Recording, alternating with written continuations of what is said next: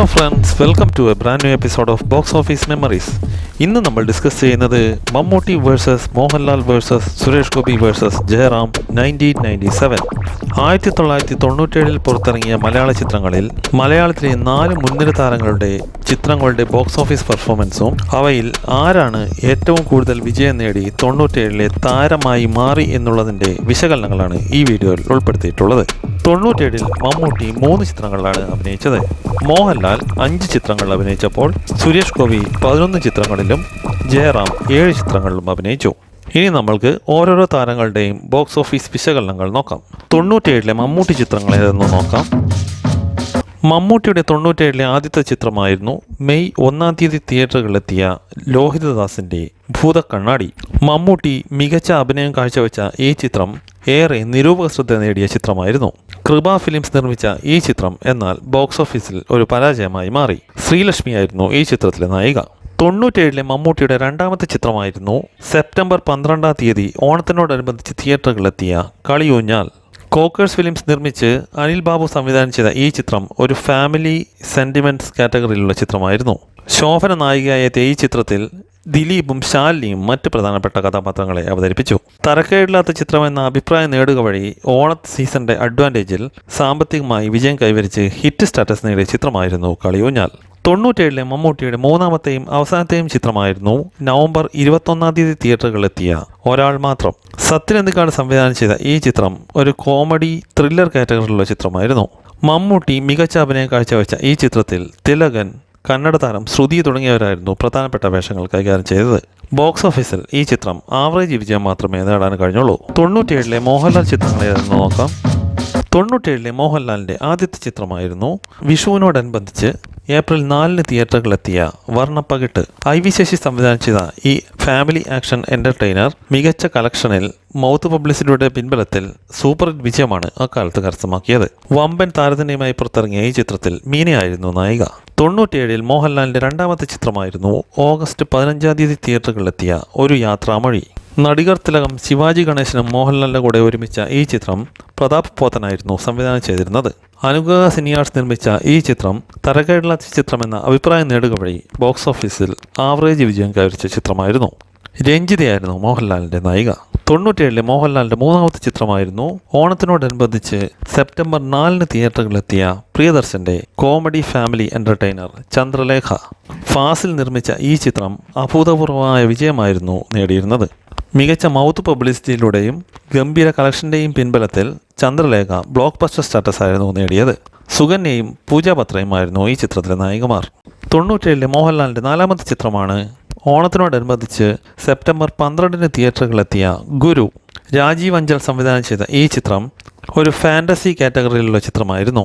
സുരേഷ് ഗോപിയും പ്രധാനപ്പെട്ട ഒരു വേഷം കൈകാര്യം ചെയ്ത ഈ ചിത്രം മികച്ച നിരൂപക ശ്രദ്ധ നേടിയെങ്കിലും ബോക്സ് ഓഫീസിൽ ഒരു പരാജയമായി മാറി. 97 മോഹൻലാലിൻ്റെ അവസാനത്തെ ചിത്രമായിരുന്നു ക്രിസ്മസിനോടനുബന്ധിച്ച് ഡിസംബർ 25 തിയേറ്ററുകളിലെത്തിയ ആറാം തമ്പുരാൻ. രേവതി കലാമന്ദിർ നിർമ്മിച്ച് ഷാജി കലെ സംവിധാനം ചെയ്ത ഈ ആക്ഷൻ എൻ്റർടൈനർ അഭൂതപൂർവമായ വിജയമായിരുന്നു അക്കാലത്ത് നേടിയിരുന്നത്. മികച്ച ഇനീഷ്യലും അതിനൊത്ത ലോങ് റണ്ണും നേടിയെടുത്ത ആറാം തമ്പുരാൻ 97 മോഹൻലാലിൻ്റെ ഏറ്റവും വലിയ വിജയ ചിത്രമായി മാറി. ബ്ലോക്ക് ബസ്റ്റർ സ്റ്റാറ്റസ് നേടിയെടുത്ത ഈ ചിത്രത്തിൽ മഞ്ജു വാര്യരായിരുന്നു നായിക. 97 സുരേഷ് ഗോപി ചിത്രങ്ങൾ ഏതെന്ന് നോക്കാം. സുരേഷ് ഗോപിയുടെ ചിത്രങ്ങൾ എടുത്ത് നോക്കിയാൽ 97 ആദ്യത്തെ ചിത്രമാണ് ജനുവരി 31 തിയേറ്ററുകളിലെത്തിയ ഭൂപതി. ജോഷി സംവിധാനം ചെയ്ത ഈ ചിത്രം ഒരു ആക്ഷൻ എൻ്റർടൈനർ കാറ്റഗറിയിലുള്ള ചിത്രമായിരുന്നു.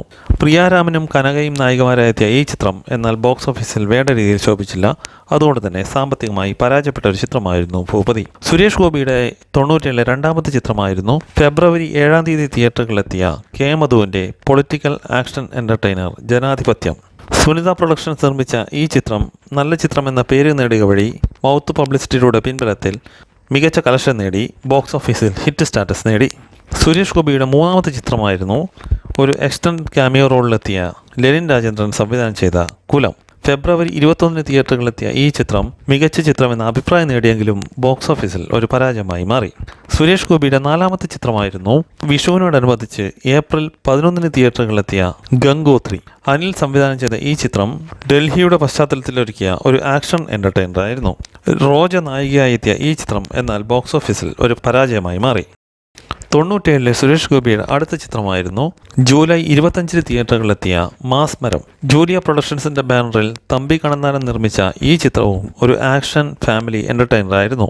നിരവധി മുൻ ചിത്രങ്ങളെ ഓർമ്മിപ്പിക്കുന്ന തരത്തിലുള്ള രംഗങ്ങൾ കോർത്തിണക്കിയ മാസ്മരം അതുകൊണ്ട് തന്നെ ബോക്സ് ഓഫീസിൽ ഒരു പരാജയമായിരുന്നു.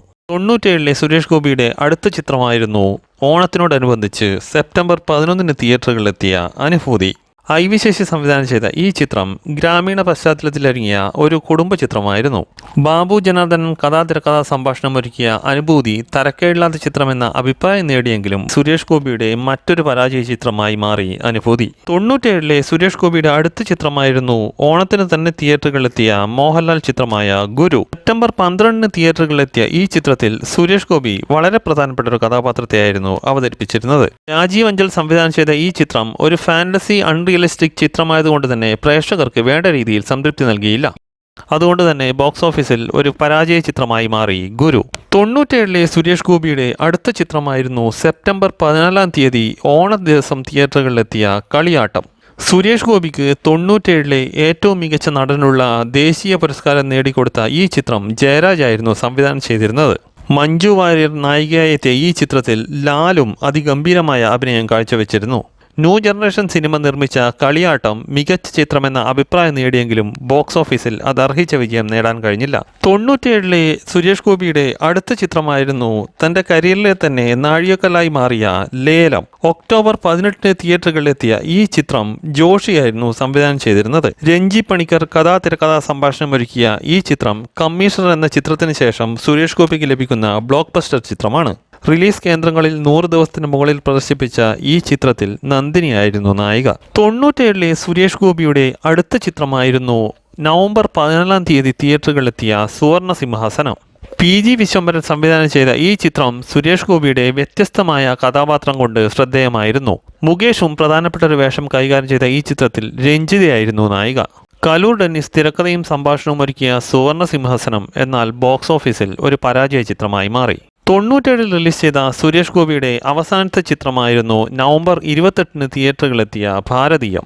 സുരേഷ് കൃഷ്ണൻ സംവിധാനം ചെയ്ത ഈ ചിത്രം ഒരു ആക്ഷൻ ത്രില്ലർ ചിത്രമായിരുന്നു. ദേശസ്നേഹം, തീവ്രവാദം തുടങ്ങിയ വിഷയങ്ങൾ കോർത്തിണക്കിയ ഈ ചിത്രം പ്രേക്ഷകർക്ക് യാതൊരുവിധ സംതൃപ്തിയും നൽകിയില്ല. അതുകൊണ്ട് തന്നെ മധുപാൽ തിരക്കഥയും സംഭാഷണവും ഒരുക്കിയ ഭാരതീയം ഒരു പരാജയ ചിത്രമായി മാറി. ഇനി 97-ലെ ജയറാം ചിത്രങ്ങളിൽ നിന്ന് നോക്കാം. 1997-ൽ ജയറാമിൻ്റെതായി പുറത്തിറങ്ങിയ ആദ്യത്തെ ചിത്രമായിരുന്നു കിലുകിൽ പമ്പരം. ജനുവരി 31-ാം തീയതി തിയേറ്ററുകളിലെത്തിയ ഈ ചിത്രം തുളസീദാസ് ആയിരുന്നു സംവിധാനം ചെയ്തിരുന്നത്. ശശിധരൻ ആറാട്ടുവാടി രചന നിർവഹിച്ച ഈ ചിത്രം കോമഡി ഫാമിലി ത്രില്ലർ ഗണത്തിൽപ്പെടുത്താവുന്ന ചിത്രമായിരുന്നു. 97-ലെ ആദ്യ വിജയ ചിത്രമായി മാറിയ കിലുകിൽ പമ്പരം ഹിറ്റ് സ്റ്റാറ്റസ് ആണ് നേടിയത്. 97-ൽ ജയറാമിൻ്റെതായി പുറത്തിറങ്ങിയ അടുത്ത ചിത്രമായിരുന്നു വിഷുവിനോടനുബന്ധിച്ച് ഏപ്രിൽ 4-ാം തീയതി തിയേറ്ററുകളിലെത്തിയ ഇരട്ടക്കുട്ടികളുടെ അച്ഛൻ. കുടുംബ പ്രേക്ഷകരുടെ ഇഷ്ട സംവിധായകൻ സത്യനന്ദിക്കാട് സംവിധാനം ചെയ്ത ഈ ചിത്രത്തിൽ മഞ്ജു വാര്യരായിരുന്നു ജയറാമിന്റെ നായികയായി എത്തിയത്. തരക്കേടില്ലാത്ത കുടുംബചിത്രം എന്ന പേര് നേടിയ ഇരട്ടക്കുട്ടികളുടെ അച്ഛൻ എന്നാൽ ബോക്സ് ഓഫീസിൽ വേണ്ട രീതിയിൽ ശോഭിച്ചില്ല. എന്നിരുന്നാലും വിഷു മധ്യവേനലവധിയുടെ അഡ്വാൻറ്റേജിൽ ആവറേജ് വിജയം കൈവരിച്ച ചിത്രമായിരുന്നു ഇരട്ടക്കുട്ടികളുടെ അച്ഛൻ. 97-ൽ ജയറാമിൻ്റെതായി പുറത്തിറങ്ങിയ അടുത്ത ചിത്രമായിരുന്നു ഏപ്രിൽ 4-ാം തീയതി തന്നെ വിഷുവിനോടനുബന്ധിച്ച് തിയേറ്ററുകളിലെത്തിയ സൂപ്പർമാൻ. റാഫി മെക്കാർട്ടിന്റെ സംവിധാനത്തിലൊരുങ്ങിയ ഈ കോമഡി ഫാമിലി റിവെഞ്ച് എന്റർടൈനർ കാവ്യചന്ദ്രികയായിരുന്നു നിർമ്മിച്ചത്. ശോഭന നായികയായി എത്തിയ ഈ ചിത്രത്തിൽ സിദ്ദിഖ്, ജഗദീഷ് തുടങ്ങി വമ്പൻ താരനിര ഉണ്ടായിരുന്നു. തരക്കേടില്ലാത്ത കളക്ഷൻ നേടിയ സൂപ്പർമാൻ ഹിറ്റ് സ്റ്റാറ്റസ് നേടിയ ചിത്രം കൂടിയായിരുന്നു. 97-ൽ ജയറാമിൻ്റെതായി പുറത്തിറങ്ങിയ അടുത്ത ചിത്രമായിരുന്നു കഥാനായകൻ. ഓഗസ്റ്റ് 1-ാം തീയതി തിയേറ്ററുകളിലെത്തിയ ഈ ചിത്രം രാജസേനായിരുന്നു സംവിധാനം ചെയ്തിരുന്നത്. ദിവ്യ ഉണ്ണി നായികയായി എത്തിയ ഈ ചിത്രത്തിൽ കലാമണ്ഡലം കേശവനും പ്രധാനപ്പെട്ട ഒരു വേഷം കൈകാര്യം ചെയ്തിരുന്നു. തരക്കേടില്ലാത്ത കുടുംബചിത്രം എന്ന പേര് നേടിയ കഥാനായകൻ മികച്ച ഹൈപ്പിലായിരുന്നു തിയേറ്ററുകളിൽ എത്തിയിരുന്നതെങ്കിലും കളക്ഷനിൽ അത് വേണ്ട രീതിയിൽ പ്രതിഫലിച്ചില്ല. എന്നിരുന്നാലും കുടുംബ പ്രേക്ഷകരുടെ പിന്തുണയിൽ ഹിറ്റ് സ്റ്റാറ്റസ് നേടിയ ചിത്രമായിരുന്നു കഥാനായകൻ. 97-ൽ ജയറാമിൻ്റെതായി പുറത്തിറങ്ങിയ അടുത്ത ചിത്രമായിരുന്നു ഓണത്തിനോടനുബന്ധിച്ച് സെപ്റ്റംബർ 11-ാം തീയതി തിയേറ്ററുകളിലെത്തിയ കൃഷ്ണഗുഡിയിൽ ഒരു പ്രണയകാലത്ത്. കമലിന്റെ സംവിധാനത്തിലൊരുങ്ങിയ ഈ റൊമാൻറ്റിക് ഫാമിലി എന്റർടൈനറിൽ ജയറാമിന്റെ നായികയായി മഞ്ജു വാര്യരായിരുന്നു എത്തിയിരുന്നത്. നല്ലൊരു കുടുംബചിത്രം എന്ന പേര് നേടിയ കൃഷ്ണഗുഡിയിൽ ഒരു പ്രണയകാലത്ത് മറ്റ് വമ്പൻ ചിത്രങ്ങളുടെ ഇടയിൽ വേണ്ട രീതിയിൽ ശ്രദ്ധ നേടാതെ പോയി. അതുകൊണ്ട് തന്നെ സാമ്പത്തികമായി ആവറേജ് വിജയം മാത്രം കൈവരിക്കാനേ കൃഷ്ണകുടിയിൽ ഒരു പ്രണയകാലത്തിന് സാധിച്ചുള്ളൂ. 97-ലെ ജയറാമിന്റെ അടുത്ത ചിത്രമായിരുന്നു ഒക്ടോബർ 17-ാം തീയതി തിയേറ്ററുകളിലെത്തിയ ദി കാർ. രാജസേനൻ സംവിധാനം ചെയ്ത ഈ ചിത്രം കോമഡി ത്രില്ലർ കാറ്റഗറിയിലുള്ള ചിത്രമായിരുന്നു. ശ്രീലക്ഷ്മി ജയറാമിന്റെ നായികയായി എത്തിയ ഈ ചിത്രത്തിൽ ജനാർദ്ദനും വളരെ പ്രധാനപ്പെട്ട ഒരു കഥാപാത്രത്തെ അവതരിപ്പിച്ചിരുന്നു.